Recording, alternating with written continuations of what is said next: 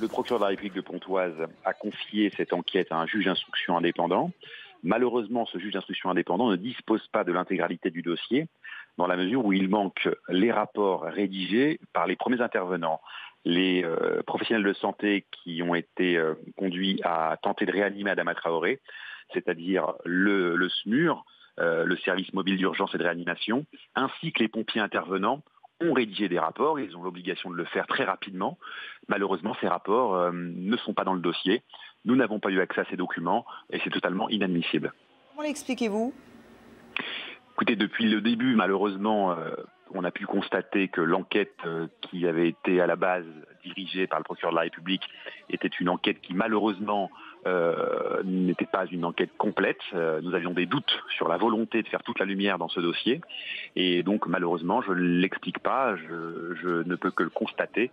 Et c'est très grave dans la mesure où ça pourrait constituer une infraction pénale. La dissimulation de preuves est une infraction pénale. Donc aujourd'hui, nous sommes très étonnés par cette attitude. Voilà, et puis par ailleurs, Maître Bouzrou, vous venez d'envoyer votre plainte en recommandé pour violence volontaire ayant entraîné la mort. Vous n'êtes toujours pas convaincu par les conclusions du parquet. Non, et le parquet, de toute façon, il n'y a pas de conclusion du parquet, il n'y a eu que des informations parcellaires communiquées à la presse.